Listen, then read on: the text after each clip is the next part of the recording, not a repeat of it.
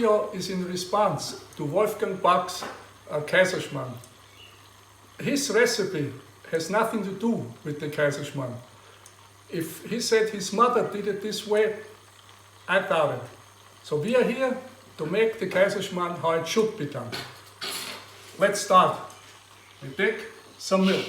I'm not giving you exactly the measurement because it always depends where you are. I use about a half a quart of milk. This is for 4 people. Half a quart of milk, a pinch of salt, a little bit more. Then, what's very important when you make the Kaiserschmarrn, that you stir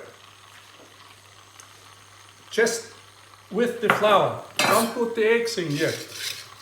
Just mix.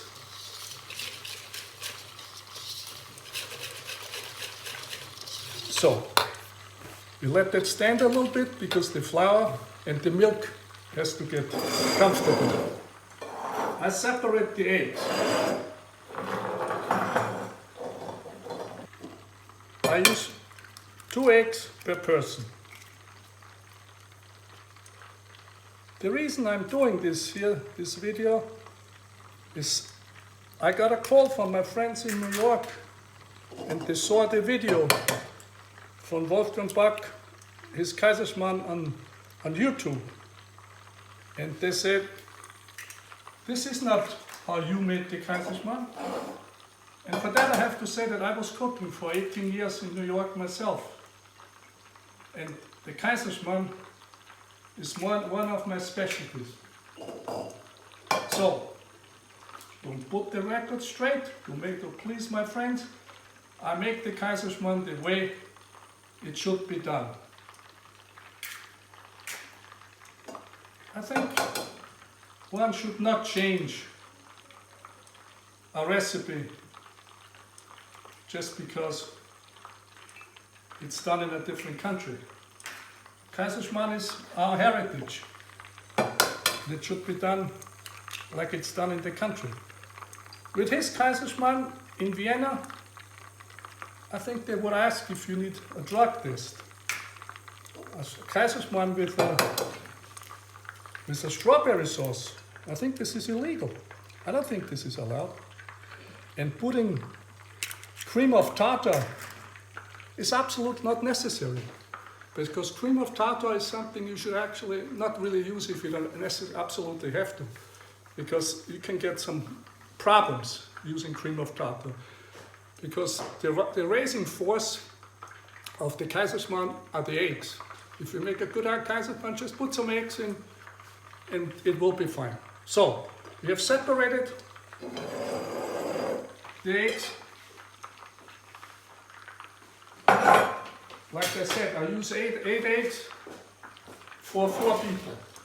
Now, since I have this smooth, I let the flour rest a little bit. I put the egg in there.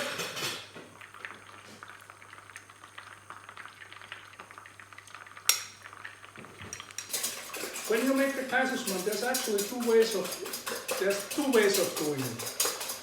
You know, I had 12 brothers and sisters, and my mother gave us Kaiserschmarrn very often. But believe me, she did not make this like this way. She put the eggs all together in it. This is also a way, but the way we are doing it right now is for dessert. Kaiserschmarrn for dessert, which is a little bit finer, a little bit sweeter. So this is why I'm whisking the eggs until they're stiff. Like I said before, don't use any cream of tartar in there. If you have the eggs, the egg white, you have enough raising agent that it's not necessary. And putting any Wolfgang Bach putting creme fraiche in the Kaiserschmarrn. I never heard that because when I went to chef school, which is about the same time that you went, creme fraiche, nobody knew what it was. But you know, don't get me wrong. I respect Wolfgang a lot what he did for Austria. For an Austrian chef to get that far, respect. Except the recipe of the Kaiserschmarrn. This is wrong. You know, we can't allow that.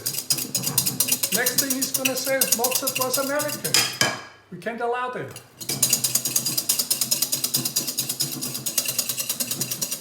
So I think this is good enough.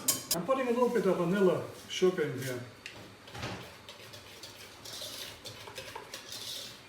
So, and now we put the egg white under.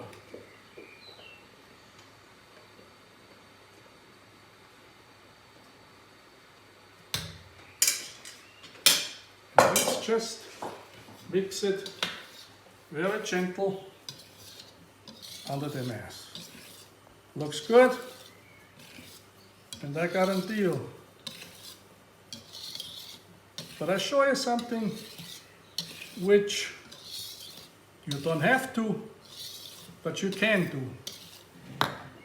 If you want to make a very fine Kaiserschmarrn, take a little bit on the end of heavy cream.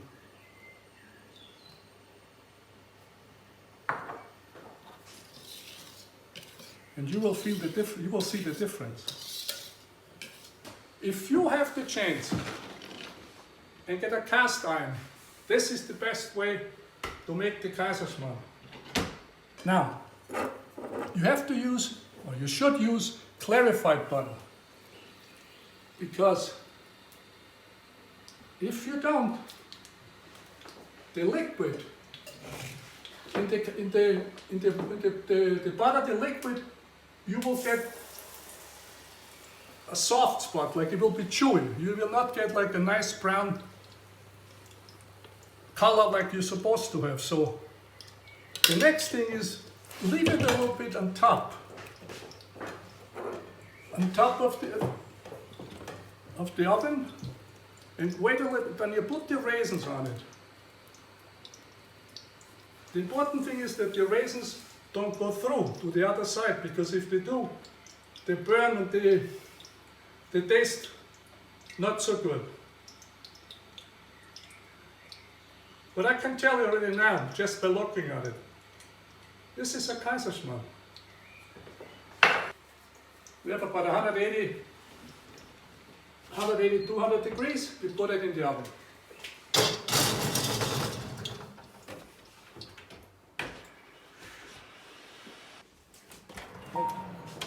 Okay, let's take them out. I can tell you, those cast iron pans, they have their weight, but there is nothing better than making bread in there.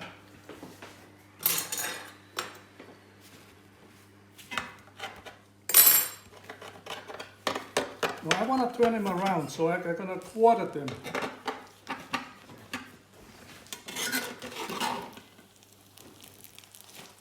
Perfect.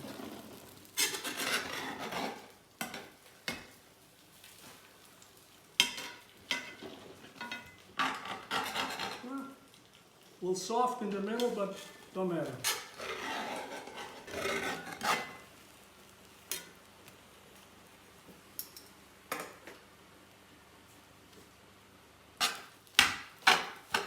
All you have to do is just knock them to pieces.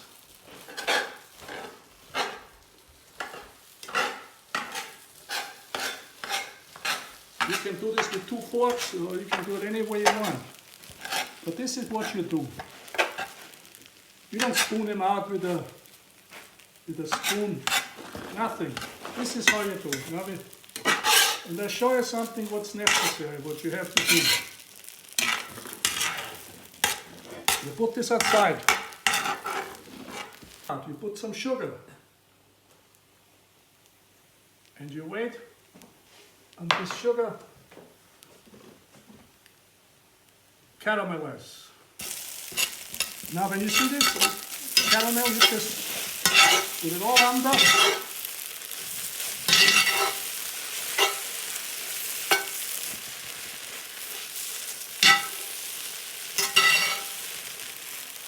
And that's it. Now we're going to serve the real Kaiserschmarrn. This is the Kaiserschmarrn, how the Kaiser would have gotten it. And I think if you serve a Kaiserschmarrn in Vienna with a strawberry sauce, I think they put you in jail because it's illegal. It has to be plums. This is what you have to do. I got this from my garden last year. So, this is just plums, sugar, a little bit of lemon juice, a little bit of pepper, a little bit of salt. And you cook it, it's going to look like this. And now look. Yeah, sugar don't want to come out. This can be put away. But believe me, now you have a Kaiserschmarrn the way it should be. I think today, starting now, Wolfgang Buck's Kaiserschmarrn is called the Backschmarrn. And this is the Kaiserschmarrn. No fake news in the kitchen. See you soon. So, let's see.